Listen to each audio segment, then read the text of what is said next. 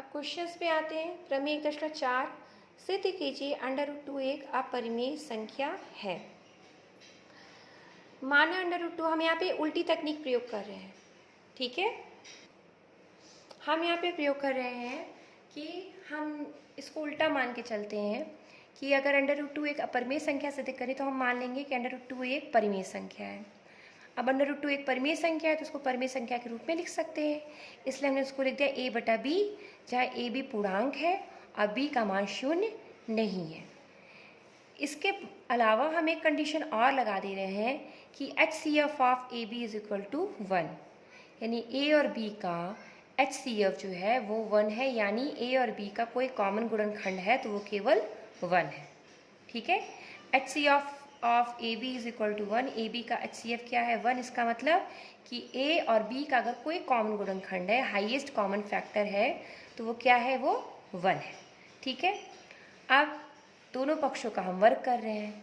दोनों पक्षों का वर्ग कर दिया तो यहाँ पे तो आ गया √2 का वर्ग करेंगे तो कर्ण चिन्ह हट जाएगा, हमें 2 मिल गया और यहाँ मिल गया a² / b²। यहाँ से क्या हो गया, ये तिरछा गुणा कर दिया तो क्या हो गया 2b² बराबर a²। अब देखिए 2b² बराबर a² से हम क्या देख रहे हैं, यहाँ 2 एक अभाज्य संख्या है, 2 और b² का गुणनफल क्या है, a² के बराबर है, यानी 2 a² को विभाजित करेगा।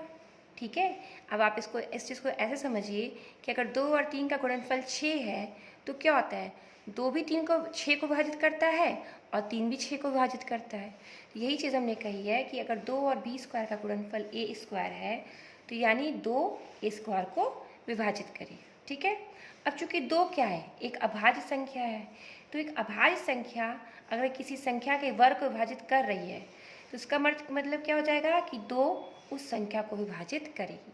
अभी मैंने कहा था ना, अभी पिछले लेक्चर आपसे कहा था कि कोई अभाज्य संख्या है, वो अगर किसी संख्या के वर्ग को विभाजित करती है तो वो अभाज्य संख्या उस संख्या को भी विभाजित करेगी। अगर p a² को विभाजित करेगा तो p a को भी विभाजित करेगा। उसी प्रमेय का मैंने प्रयोग किया है कि चूंकि 2 a² को विभाजित कर रहा है तो 2 a को भी विभाजित करेगा। अब इसका मतलब क्या हो गया कि a का जो गुणनखंड होंगे उसमें 2 भी होगा। अगर 2 a को विभाजित कर रहा है तो इसका मतलब क्या हो गया, a के गुणनखंड में 2 भी होगा। तो हम a बराबर क्या लिख सकते हैं, 2c लिख सकते हैं, जहाँ c कोई पूर्णांक है। जैसे अब 4 जो है वो 12 को विभाजित करता है। ठीक है, तो 12 को हम 4 × 3 लिख सकते हैं ना, यानी 12 के गुणनखंड में 4 होगा। इसी चीज़ को हमने यहाँ पे लिखा है कि a बराबर 2c, जहाँ c कोई पूर्णांक है। अब a बराबर 2c मान हम समीकरण 1 में रख रहे हैं, तो यहाँ पे क्या हो जाएगा, देखिए समीकरण 1 से 2b² बराबर a² तक 2b² बराबर क्या हो गया, a का मान हो गया 2c, उसको हमने रख के वर्ग कर दिया। अब यहाँ से इसको हल कर दिया तो 2 से 4 कैंसिल हो गया तो मिला b² बराबर 2c²। अब देखिए, अब इस संबंध b² बराबर 2c² से आप देखिए ये संबंध एक जैसी कंडीशन आ रही है। a² किसका गुणनफल था, 2 और b² का, यहाँ पे b² किसका गुणनफल है, 2 और c² का। तो इसका मतलब क्या हो गया कि 2 b² को विभाजित करेगा। अब 2 अगर b² विभाजित कर रहा है तो 2 b को भी विभाजित करेगा प्रमेय से। तो यानी क्या हो गया, b के गुणनखंड में 2 भी होगा। तो हमने b बराबर लिख दिया 2d, जहाँ d एक पूर्णांक है।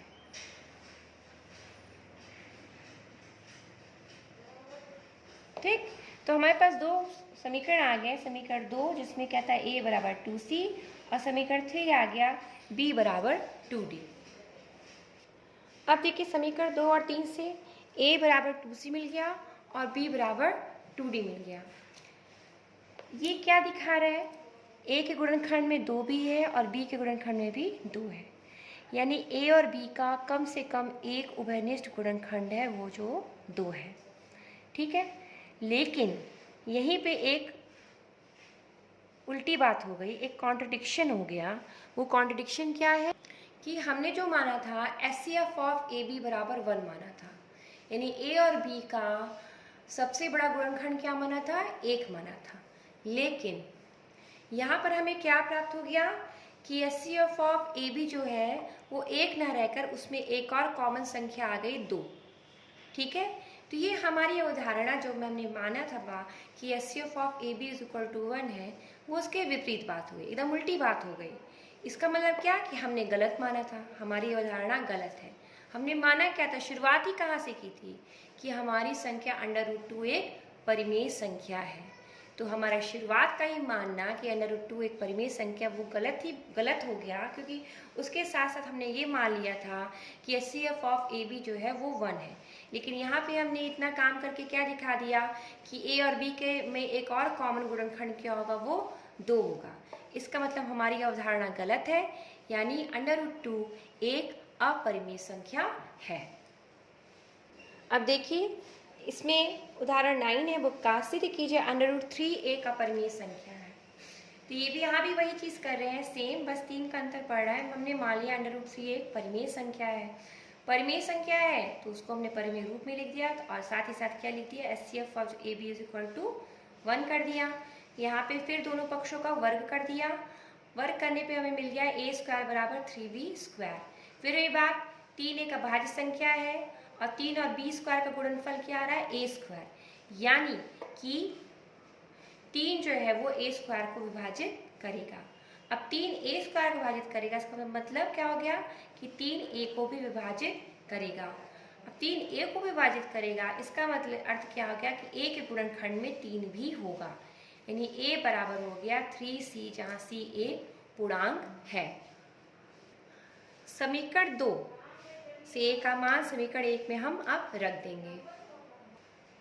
तो ये क्या हो गया, 3b² बराबर 3c²। ठीक है, तो यहाँ से हमें क्या मिल गया, 3b² बराबर 9c²।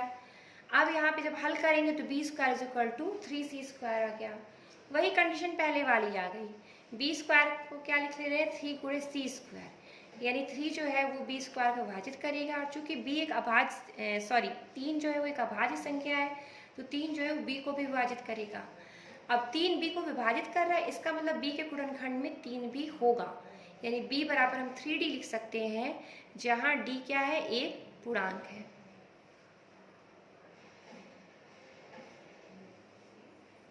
अब समीकरण 2 और समीकरण 3 से, समीकरण 2 को मैंने आपके सामने लिख दिया, समीकरण 3 को भी लिख दिया। फिर हम देख रहे हैं यहाँ पर a और b का एक कॉमन गुणनखंड क्या है, 3 है। और हमारी कल्पना क्या थी कि हमने कॉमन गुणनखंड a और b का क्या माना था, 1 माना था।